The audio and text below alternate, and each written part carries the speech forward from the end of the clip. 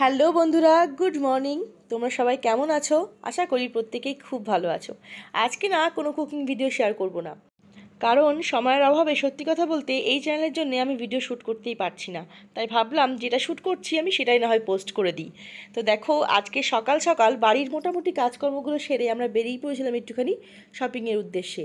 যদিও আমাদের মোটামুটি সমস্ত কেনাকাটাই কমপ্লিট, বাট কিছু কয়েকটা বাকি ছিল। তা এখন যাচ্ছি আমরা কলকাতায়। আসলে আমরা আমার ভাইয়ের বিয়ের সময় দেখতে পেয়েছিলাম যে কলকাতাতে পাঞ্জাবি কালেকশন প্রচুর পাওয়া যায়। আর একটা জায়গা আছে, বড়বাজারে, ওই জায়গাটা এত দোকান শুধু পাঞ্জাবিরই কালেকশন, ঠিক আছে। তো আমরা সেখানে যাচ্ছি কয়েকটা পাঞ্জাবি কিনতে, যেমন দীপনের জন্য কিনবো, আরও কিছু কিনবো আর কি। তো সেই পারপাস, তো ভাবলাম তোমাদের সঙ্গে সেই ভিডিওটাই শেয়ার করা যাক। তো যথারীতি চলে আসলাম সোদপুর স্টেশনে। এখান থেকে টিকিট কাটা হয়েছিল আগেই, সেটা শেয়ার করে রাখা হলো দুই জায়গাতে। একটা আমার আর বৌদির কাছে, একটা দাদা আর দীপনের কাছে, কারণ আমরা রেডিসে উঠেছিলাম, দাদা আর দীপন পরেরটায় উঠেছিল। আর সাধারণত এই সময়টা সকাল দিকে কলকাতা যাওয়ার ট্রেনগুলোতে প্রচণ্ড ভিড় হয়, তাই আজকে ভিড় ছিল ওই আর কি অল্পর মধ্যে। আমরা বসতে পেরেছিলাম উঠে কিছুক্ষণ পরে, দমদম থেকে বসতে পেরেছিলাম। আর এখানে দেখো মাম্মাম, দেখো কি দুষ্টুমি করছে। সে এখন একটু একটু বড় হচ্ছে তো, আর দুষ্টুমিগুলো শিখছে। এই দেখো, সে ট্রেনে যে হাতল থাকে না, সে হাতল ধরে ঝুলবে। আমার কোল থেকে আমাকে বলছে আমাকে তুলে ধর, তুলে নিলাম কোলে।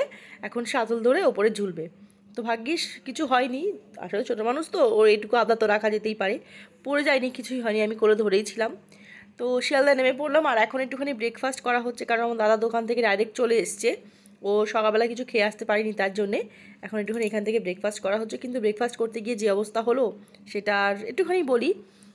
যদিও অনেকেই জানে যে অনেক মানুষ নিত্যযাত্রী বা যারা দূরপাল্লা ট্রেন ধরে তারা শিয়ালদার উপর থেকে অনেক দোকানে এরকম গামলার মধ্যে বাড়ি থেকে তৈরি করে আনা কচুরি বা রুটি পরোটা এগুলো খায়। তো আমরাও সেই পারপাসই নিয়েছিলাম, যে পরিষ্কার পরিচ্ছন্ন মনে হচ্ছিলো। কিন্তু যখন আলটিমেট খেতে যাব সেই মুহূর্তে দেখা গেল যে একটা বড় টাইপের আরশোলা তরকারির মধ্যে পড়ে আছে। তো আমাদের সেই খাবারটা ওখানে ইতি করতে হলো, টাকা দিয়ে কেনা খাবারগুলো সমস্ত ফেলে দেওয়া হলো। দোকানদারকে বলতে চেয়েছিলাম, কিন্তু ব্যাপারটা উনি খুব সহজভাবে নিলেন আর কি, যে পড়তেই পারে আর কি। তো বেশি তর্কে না জড়িয়ে আমরা চলে আসলাম বাইরে একটা অন্য দোকান থেকে, তারপরে খেলাম। তো সেটা আর শেয়ার করা হয়নি। আর এখন দেখো বসে আছি আমরা একটা পাঞ্জাবির দোকানে, সেখান থেকে পছন্দসই কয়েকটা পাঞ্জাবি কিনলাম, তারপর ফিরে আসলাম বাড়িতে। তো এই ছিল আজকে ছোট্ট একটা মিনি ব্লগ, তাই তোমাদের সঙ্গে শেয়ার করলাম। তো তোমাদের কেমন লাগলো সেটা অবশ্যই কমেন্ট করে জানিও। আর এই সময়টা বা যে কোনো সময়তে যখন তোমরা কোনো বাইরের কোনো খাবার খাবে, সেটা কিন্তু অবশ্যই ভালো করে চোখ কান খুলে তারপরে সেটা দেখে নিয়ে তারপরে খেও, কারণ বুঝতে তো পারছো আজকে কি একটা অবস্থা হতে যাচ্ছিলো আমাদের সঙ্গে। তো এখন আমরা বাড়ির ভেতরে রওনা হয়েছি, দেখো এখন ফিরছি বাড়িতে বাসে করে। সবাইকে টাটা, তোমরা সবাই খুব ভালো থেকো, দেখা